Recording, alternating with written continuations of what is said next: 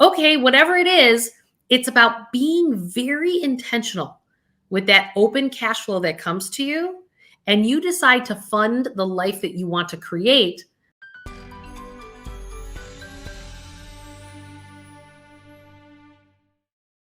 I have an online course that the first step I walk people through is about the fact that I need you to find your compelling reason for change. It's because that compelling reason for change is why you will change those limiting belief patterns that hardwired into you.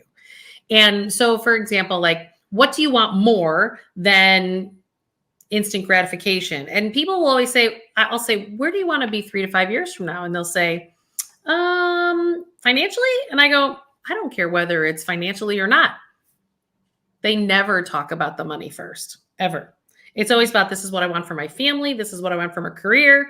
This is how I want to travel, whatever. And it has nothing to do with the money, but it's the money that's actually holding them up from doing those other things with their family or their careers or some.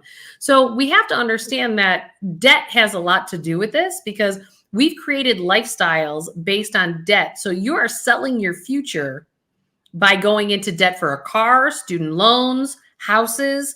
You are not able to live in the present moment because you are always paying for your financial past choices. And so then you add on top of that these limiting belief patterns that we have.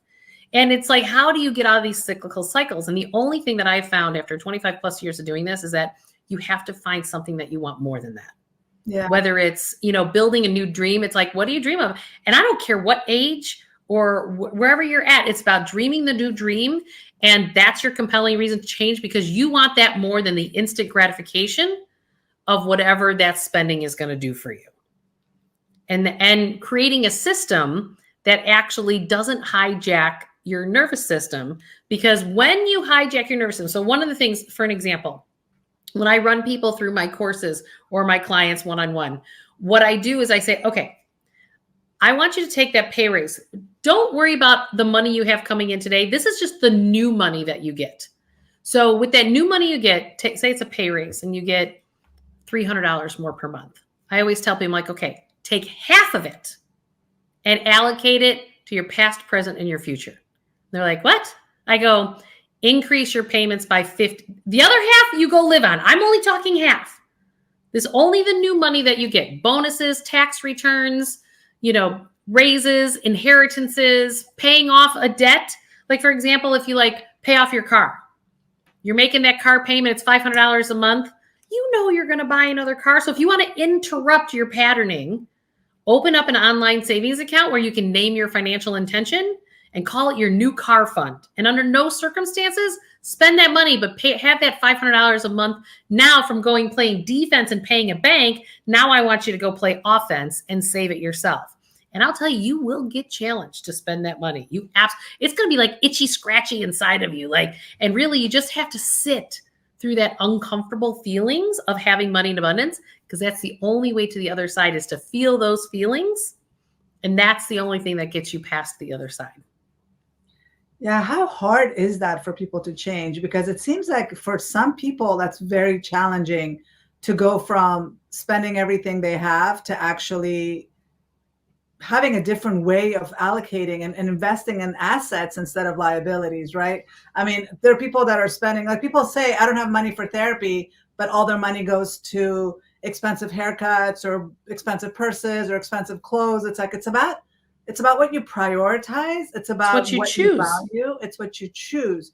So what have you found as far as how difficult it is for people to change? I'm assuming this isn't easy.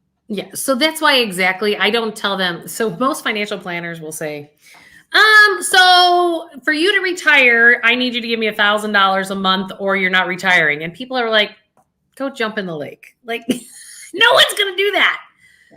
I don't tell people that at all. What I tell people is like, okay, so we know you get a pay raise every March. So in March, we're going to take a portion of that pay raise and start your plan.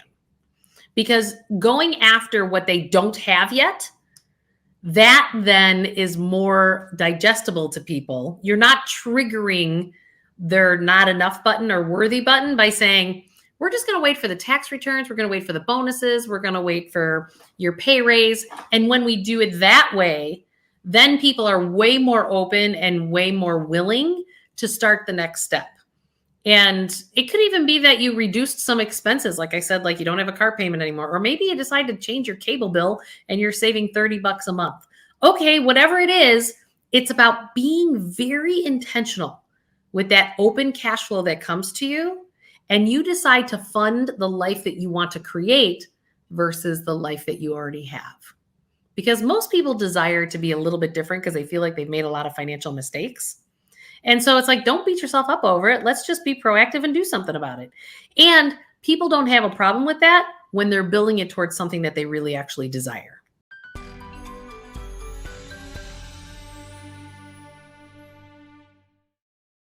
Do you want to experience free coaching based on my 25 plus years as being a financial planner and ask me any question that you want to ask me to help you get past that hurdle in your financial world?